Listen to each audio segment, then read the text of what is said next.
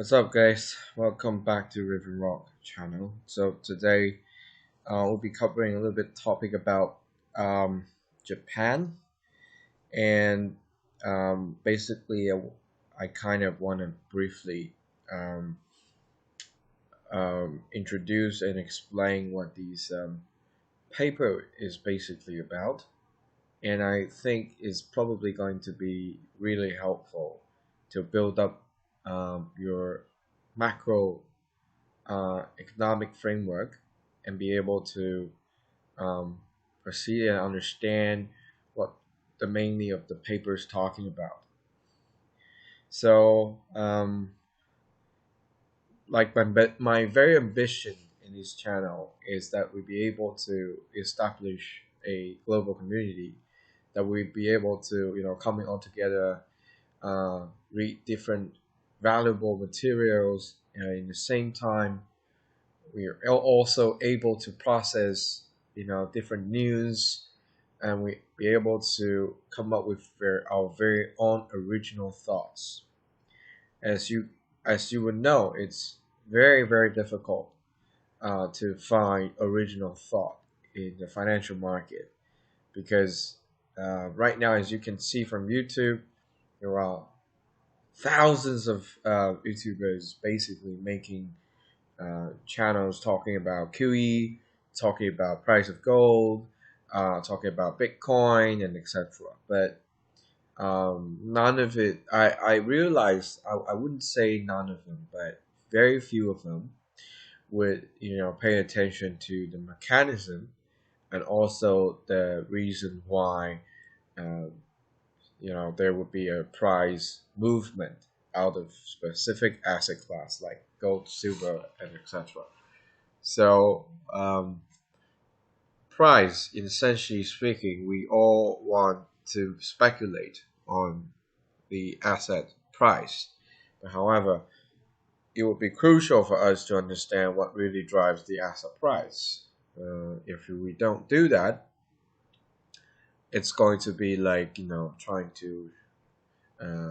trying to use a sniper rifle in with blind eyes, because you have no idea whatsoever is behind those asset price. So let's take it enough of crap.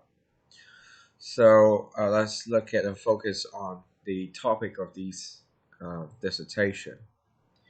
So, the history and significance of Japan's trade and industrial policy, a case study of trade friction at the end of the 20th century. The author was Takeshi Abe, right? Okay. So, basically, as you can read it from here, with the administration, it's not a very long dissertation. It's not a very long essay. So it's basically only like 5 pages long, right? We have only 5 pages long. And Mr. Takeshi Abe is professor at Faculty of Political Science and Economics at Kokushikan University. He teaches, Japanese trade. The reason why I, kind of really interested in these essays is because we all know there was a Plaza Accord, um, a couple years ago, and the mainly like a lot of market critics, most of them think that Plaza Accord, which is the key reason why U.S. dollar was being devalued, and it was being depreciated against Japanese yen. So Japanese yen was basically like, it's the Japanese yen value goes up a lot, and at the same time, dollar increases a lot against Japanese yen. So a lot of people blame that the reason why Japan is having like a major economic bubble collapse was because of the Plaza Accord. Of course, I wouldn't say that kind of thesis or that kind of idea is 100% wrong, but if we actually consider the history, on the history perspective of Japanese economic history, that we see basically the Bank of Japan, we call them the princes of yen, was basically trying to fill the bubble, and they intend to break the bubble with massive amounts of physical injections, stimulations, and whatever. That's because they have one very interesting policy called window guidance policy.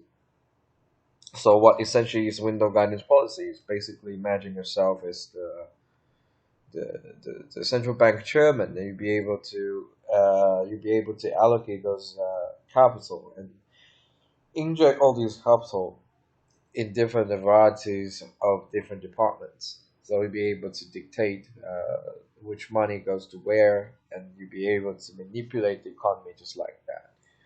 So anyway, that's why we say Japan is a very, very interesting example. Japan was having a trade war with America, was essentially like a trade war. And then what's the difference between Japan versus China? And Japan was intended to internationalize the yen as well, which is pretty much the same as what we have experienced, since China is trying to internationalize the renminbi, and China is going to establish a One Belt One Road and use these Asia Development Bank to facilitate the usage of internationalization of renminbi, which pretty much is very similar compared to what Japanese central bank has been doing. So if we look at these particular example, we shall be able to understand what would be there's not much of difference between what we're experiencing now and what Japanese people were experiencing a couple of years earlier. It was like decades, I can't remember, but I think that was 30 years ago or whatever. Anyway, we have to know that Japan was an example for us to really understand. That was 40 years ago, okay, nearly 40 years ago. So that was an example. That's the reason why, the reason why I choose these essays. So we can actually look at. There's different subtitle. I would basically read it through the very interesting passage, and you guys can. I'll put a link below the description so you guys can download it as well. Okay, with the administration of President Donald Trump coming to power, blah blah blah, there was a TPP, blah blah blah, and then renegotiation of NAFTA, and then whatever. It's about the relationship and the overall framework about these trade power was being framed and organized. So if we be able to understand the trade war, we have to understand the macro framework, right? We have these, NAFTA and all these kind of trade agreements. These agreements are the bones and the flesh of the globalization of what we have experienced. So that's the framework, and that's the reason why we'll be able to buy different products in different markets. We'll be able to convert down currency. We'll be able to do business. The international capital will be able to flow into different nations borderless. That is the idea of globalization. However, we can look at here. Analyzing these current situations will help us understand that trade exerts great influence on our daily lives. Okay, so the article will look at trade friction between Japan and Western developed countries as a major economic challenge during the 1970s, just when Bretton Woods was being dissolved. At the end of the 20th century, with the economic globalization was evident. So this is a very, very insightful essay, I must say. So he started by explaining the oil crisis start from 1973. So we see oil prices skyrocketed because there was hyperinflation was taking the place, and then we were seeing high economic growth in developed nations, and a lot of major economies are suffering because they are having inflation, they are having economic stagnation. That means the economy is not going up, and then you're also having inflation. So anyone who really understands the concept of stagflation would really understand this devastative effect and consequences caused by stagflation. Okay, let us proceed. So balance of payments, blah blah blah. So this is international background. Because from the oil price, we know by 1980s, a lot of countries are suffering a lot of major economics like backslash. So by early 1980s, so-called stable economic growth continued, and Japan experienced microelectronics revolution, the burgeoning microchip industry, and increasing use of microprocessor in everyday staple goods. So the star industry of the high economic growth period is steel manufacturing and shipbuilding, or the heavy and large, is a heavy industry, and those small and light electronic-related household appliance industry. And the matter of fact that Japan has many great companies, Panasonic, and a lot of big companies. They manufacture a lot of sophisticated goods, electronic goods. They produce the best cars, the best furniture, the best refrigerator, and all these equipments, and sell it internationally, so that people around the world will be able to get all these merchandise in a relatively really cheap price. It's basically like what China has been doing, because if you look at Guangdong province, you look at a lot of companies. They're basically doing a lot of OEM for for global global nations. So Japan was making money out of basically like everyone. And that's very similar to what China is experiencing now. So the Plaza Accord, as I have mentioned, the Plaza Accord of September 1985, resulted in the weak dollar and strong yen. That's because America was saying, "Oh, it's bad. You have such a such a competitive goods. You cannot just make money out of us and creating all these deficits, and it's impossible for this to continue. So your yen has to has to strengthen. My dollar has to be weakened. So people would obviously buy more American merchandise and buy less of the Japanese merchandise. And that was the whole idea of having a Plaza Accord. And then, from the end of 1986, price began to stabilize with the strong yen. Land prices and security prices began to surge. Bubble economy, land prices collapsed in 1990.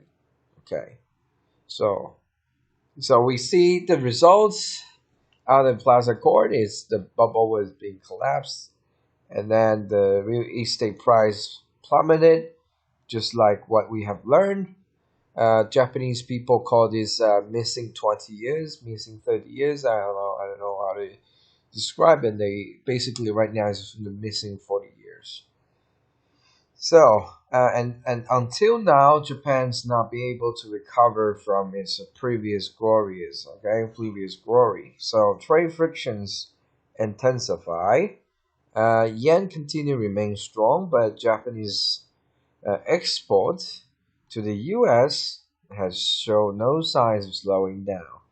So that's why Japan, like U.S. was saying, okay, we try to strengthen the yen, basically making the merchandise more expensive, but then we're not seeing people buy more and more American merchandise, but instead of that, we see people still buying Japanese produced merchandise.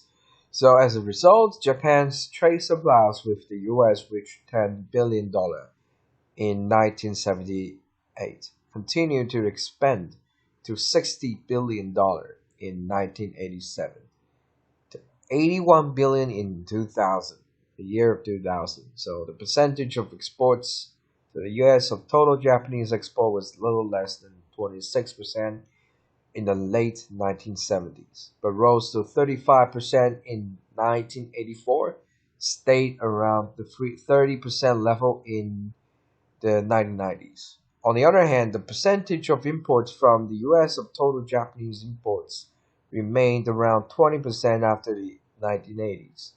The peak was in 1998 at a little less than 24%. Right. So this is a table that helps you to understand the trade, the situation between the trade between the U.S. Here, as you can see, percentage of U.S. in total export value, percentage of U.S. in total import value, A to B. Okay, through such measures as the regulation and tariff reduction for individual sector in which the U.S. was interested in entering the Japanese market. So U.S. wanted to enter the market, so they would have a new trade war, meaning America is going to launch new trade policy. So here, declared its intent to impose sanction based on 301 of Trade Act of 1974, displacing an aggressive posture. Does this look familiar? So it doesn't matter which president was being voted, the U.S. probably is going to do the same thing. Because U.S. has been doing this to Korea, it has been doing to Japan, it has doing to nearly all the countries. Okay, so the policy to increase exports, remove institutional obstacles, and open the closed Japanese market. We have to understand that the reason why Japan was being able to have a very strong growth because Japan was being able to use their own advantage. The government is able to allocate their resources accordingly. So they'll be able to allocate the entire force and then strengthen its economy, which is very similar to Korea, because in Korea you see the same thing, right? Because Korean market was completely sealed off before that. In the future, we might have some opportunity to cover that. So anyway, the U.S. framework of new economic partnership initiated with Bill Clinton after 93, and result-oriented based on objective criteria, urged more strongly than did the Bush administration for removal of institutional factors in the Japanese market. In past negotiations, the Japanese side would oppose U.S. claims, but ultimately approved U.S. demands. So after 1993, Japan insisted on the posture of not entering negotiation with the U.S. where Section 301 of the Trade Act of 1974 may be exercised. Right, so the standard procedure. Okay, so what happened then is trade negotiations now with the Clinton administration pursued, combining unilateralism and bilateralism to exercise Section 301 and the Trade Act of 1974. Clearly contradicted the thinking of multilateralism, with which the U.S. has been recommended the grade rounds of GATT and reorganizations of GATT into the WTO. Okay, so as for Euro and trade, Japan trade deficit, so everyone wants a better trade. So these people would negotiate, so-called negotiate, which is a very, very aggressive posture, so they could defend their own economic benefit, right? So anyway, let's just skip this part. So this is about policy-wise. I strongly recommend you to kind of download it and then see for yourself. But what is really interesting is about the conclusion. All right, so trade friction with the West had calmed down by the end of the 20th century. The aforementioned market open policy around import expansion policies and import deregulation contributed to a certain extent, but more fundamentally, Japan had suffered a long recession unlike other developed nations, and its presence in trade hence decreased. As this article notes, on the other hand, the fact that the US and EU countries managed to maintain their steady economic growth until the bankruptcy of the Lehman Brothers. Okay, so the trade friction is experienced in the last quarter of the 20th century. Okay, so China currently seems to be the center of global attention on trade friction, but in the sense of it is not very different from what Japan has experienced. So, just like I have said, this is a typical process. It's not like Donald Trump is like the greatest president ever in the world, but this is like, they're driven by this nation machine. So, in the pre-war period, Japan shocked the British textile industry, and the post-war period, Japan caught up with and surpasses the US textile industry and heavy industry. China also one day passed on its trade superpower status to another developing nation. It should be acknowledged that the trade friction has been repeated throughout the history when young nations are pushing for industrialization in order to catch up with the developed nations. So this is very interesting because there's economic terms describe that. It's called is like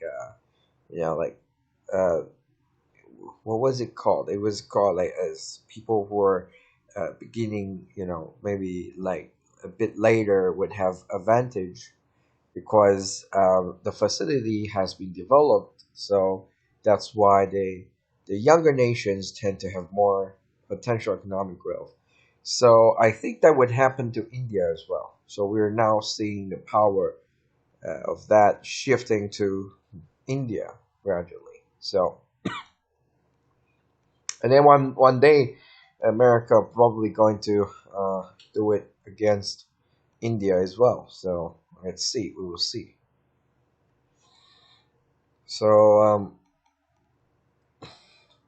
21st century was globally unique, and it demonstrated to the world the commitment of the Japanese government to expand imports.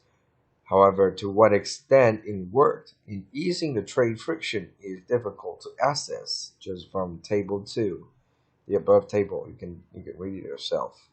So incidentally, this policy may have provided an opportunity for Japanese consumers to correct the prejudice that goods from Western developed countries are expensive imported items.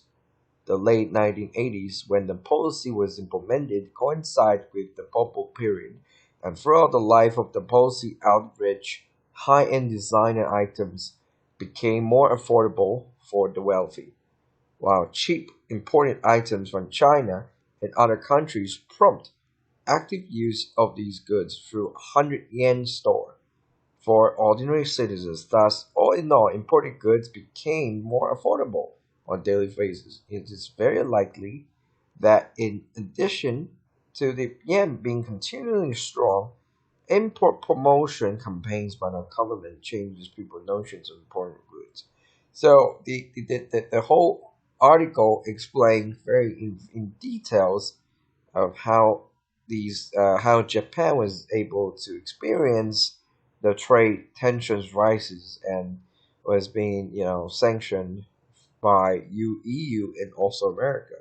This is world order. I kept saying this, so I think this is a really good essay. I'll put a link on the below the subscriptions, below the descriptions, and generally thank you guys for watching these video, and I hope you guys have a wonderful day. And please subscribe and share, and also put a like. You can also comment in the comment section, and please share, and please also click that little bell for me. Okay, if you like it, you can spread it. I'm constantly uploading videos about, I'll be uploading videos mainly in 3 languages: Chinese, Cantonese, and also English. But I might consider in the future upload in German. I don't know, like for me, I think these 3 languages is, good enough. But I don't know, one day I might start using Japanese as well. Who knows? Okay, see you guys in the next video. Thank you guys for watching. Bye.